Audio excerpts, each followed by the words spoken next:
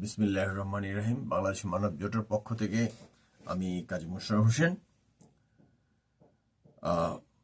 আজকের প্রেক্ষাপট বাংলাদেশের বাজেট, এবং এই বাজেটটি দেখা যাচ্ছে যে বিগত 54 বছরের যে বাজেট তার চেয়ে খুব একটা হেরফের হয় নাই। তথাপিও অন্যান্য বাজেটগুলোতে দেখা গেছে ভিন্ন ভিন্ন বড় বড় প্রজেক্ট ছিল। এখানে এই বাজেটটিকে এমনকি গত বছরের তুলনায় সংকুচিত করা হয়েছে। সেটা অবশ্যই দেশের ইনকাম এবং অন্যান্য বিষয়ের উপরে রেখেই করা হয়েছে। এবং এই 36শে জুলাইয়ের আন্দোলনে বা বিপ্লবে যে ক্ষয়ক্ষতি হয়েছে তাদের জন্য যে বরাদ্দ রাখা হয়েছে তাকে স্বাগত জানাই। একই সঙ্গে যে সকল বাহিনীর লোকজন, পুলিশ সহ যারা ক্ষতিগ্রস্ত হয়েছে তাদের এবং তাদের পরিবারের জন্য বরাদ্দ রাখার প্রয়োজন ছিল। কারণ আমাদেরকে এটা ভুলে গেলে চলবে না, এখানে পক্ষ বিপক্ষ যাই হোক আমরা সবাই বাংলাদেশি নাগরিক। আরেকটি বিষয় হলো যে বিগত 26 বছরেই অজস্র কালো টাকার মালিক উৎপাদিত হয়েছে বাংলাদেশে, তৈরি হয়েছে বাংলাদেশে। এরা করেছে বিভিন্নভাবে সরকারি কর্মকর্তাদের যোগসাজশে কর ফাঁকি দিয়েছে এবং নিজের সম্পদ বৃদ্ধি করেছে, বিদেশে টাকা পাচার করেছে। বিপ্লবী সরকার চেয়েছিলাম যাই হোক, যেহেতু আমি বাংলাদেশে উপস্থিত ছিলাম না, প্রতিটি পরিবর্তনের সময় আমি রাস্তায় ছিলাম। সেটা বেগম খালেদা জিয়ার সরকারের সময় বা এরশাদ সরকার সাহেবের পতনের সময়ও ছিলাম রাস্তায়। বাট বিদেশে থাকলেও আমি বিভিন্নভাবে তাতে চেষ্টা করেছি যাতে সরকার সঠিক পথে আসে। যেমন বিগত সরকারের জাতীয় ইলেকশনের সময় আমি 3 দিনের জন্য হরতাল আহ্বান করেছিলাম, কিন্তু যাই হোক তখনকার ওই সময় বিরোধী দলে যারা রাজনীতি করেছেন তারা তাতে সমর্থন জানায় নাই। আমার কথা হলো, এই যে অবৈধ সম্পদের উৎস, একটি অর্ডিন্যান্সের মাধ্যমে তাদের যত সম্পদ হয়েছে এই 25 বছরে, দল মত নির্বিশেষে, কেউ হয়তো দল করে না কিন্তু টাকাটা বানাইছে ঠিকই দুর্নীতি করে, তাদের সম্পত্তির 80 ভাগ সরকারি কোষাগারে জমা করা হোক এবং বাংলাদেশের শিক্ষা খাতে অবশ্যই 20 ভাগ ব্যয় করা হোক। এই জন্য অবশ্যই আমরা এই নতুন সরকার গতানুগতিক আচরণ করবে এটা আমরা চাই না। আমি বাংলাদেশ মানব জোট চায় না। বাংলাদেশ মানব জোট চায় বেসিক পরিবর্তন, ভৌত পরিবর্তন।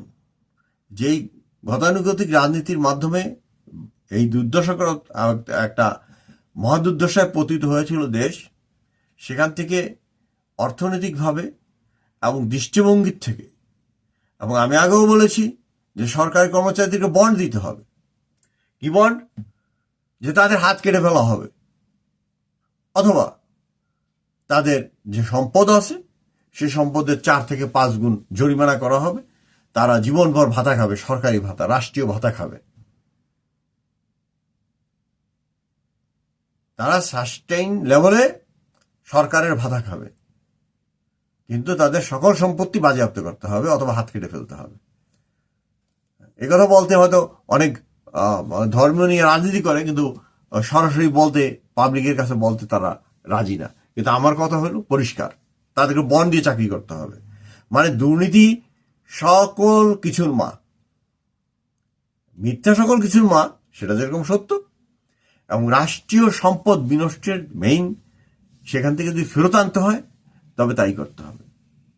সেদিক থেকে যে সরকারের আয় দেখানো হয়েছে, সে আয় বৃদ্ধির জন্য বিগত 25 বছরে, আমি আবার রিপিট, বিগত 25 বছরে যারা এই এমনকি দেখা গেল 10% দিয়ে দিয়ে দিয়ে দিয়ে কালো টাকাকে সাদা করছে। সরকার যেহেতু উৎখাত হয়ে গেছে, অবশ্যই সেই আইনগুলোকে ব্যত্যয় ঘটিয়ে বা পরিবর্তন করে নির্দেশনার মাধ্যমে সেই সম্পদ আহরণ করতে হবে। কিন্তু ঘটনাটা হইল এই যে এই যারা এখনো সরকারে আছেন তাদের ওই ধরনের ইনকাম আছে। বাংলাদেশের 1970 সালের বেস ধরলেই তার প্রমাণ পাওয়া যাবে, কিন্তু আমি 70 পর্যন্ত যেতে চাচ্ছি না। কথা হইল যে অন্তত বিগত 25-26 বছরের প্রত্যেকটা লোক তাদের আয় ব্যয় হিসাব করে এই ঘুষখোর দুর্নীতিবাজদের সমস্ত সম্পত্তির 80% বাজেয়াপ্ত করার জন্য অনুরোধ রাখছি। এবং অনেকের ইয়েতে দেখলাম, ফেসবুকের আলোচনার মাধ্যমে দেখলাম যে অন্তত 17 জন আছে যাদের বিদেশ নাগরিকত্ব আছে। আমি কিন্তু এই কথাটা এই কারণে বলতেছি চাই যে বিদেশি নাগরিকত্ব থাকুক, কোনো সমস্যা নাই। তারা বাংলাদেশে বর্ণ করেছে, বাংলাদেশে লেখাপড়ায় করেছে, বাংলাদেশের পরিবেশ এবং জলবায়ুতে তারা তাদের দেহ বৃদ্ধি করেছে, তাদের ছেলেমেয়েরাও এই দেশেই পড়তেছে। কিন্তু দেখা গেল যে তারাও এই যে স্যাক্রিফাইস, তারাও এই যদি 80% বাজেয়াপ্ত করতে হয় তারাও এর মধ্যে পড়ে যাবে, কারণ তারাও ট্যাক্স পাঠিয়ে দিচ্ছে। কারণ এটা হলো জাতীয় চরিত্র। এই চরিত্র থেকে বের হয়ে আসার জন্য এই 17 জন বা 170 জন বা 1700 জনকে অবশ্যই স্যাক্রিফাইসের আওতায় আসতে হবে। এবং সেইভাবে এবারের বাজেটটিকে ওরকম ভাবে করার দরকার ছিল। বাজেটে আরো আসছে যে 15% সরকারি কর্মচারীকে প্রণোদনা দিতে হবে। আমূল যে পরিবর্তন, সেই পরিবর্তনের জন্য শুধু শুনছি যে সংস্কার হবে। আমি অন্য এপিসোডেও বলেছি যে মানবজোট চায় যে বাংলাদেশকে 24টি স্টেটে পরিণত করতে হবে। ঢাকা যে জনসংখ্যা, ঢাকা সিটির যে জনসংখ্যা, এটাকে থামিয়ে দিতে হবে। আগামী কয়েকদিন পরেই দেখা যাবে যে আমাদের ঈদুল আজহা শুরু হয়েছে। দেখা যাবে যে ঈদুল আজহা শুরু হয়ে গেলে ঢাকা শহর এরকম পরিমাণ খালি হয়ে যাবে যে মানুষ রাস্তার মধ্যে ফুটবল খেলবে, এরকম পরিবেশ হয়, লোকজন থাকে না।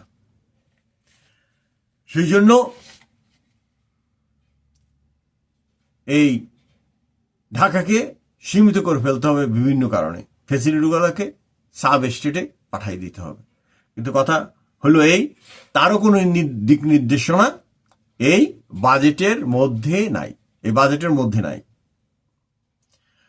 বাজেট বাংলাদেশ মানব জোটের পক্ষ থেকে এটি হওয়া দরকার ছিল খুবই পরিষ্কার যে সরকার কি করতে চায়। বর্তমান সরকার যদি আরো টাইম নিতে চায়, কিন্তু কি করতে চায় এটা পরিষ্কার হতে হবে। সেটি বাজেটের মাধ্যমে পরিষ্কার না, আমি দুঃখিত সেই জন্য। এবং বলবো যে এই বাজেটকে অনতিবিলম্বে 80% সম্পদ এই যারা বৃদ্ধি হয়েছে এই বিগত 25 বছর, তাদের কাছ থেকে উদ্ধার করে এই বাজেটের সাথে এক করে শিক্ষা, সামরিক খাতে যোগ করা হোক, ব্যয় করা হোক। আল্লাহ হাফিজ। বাংলাদেশ।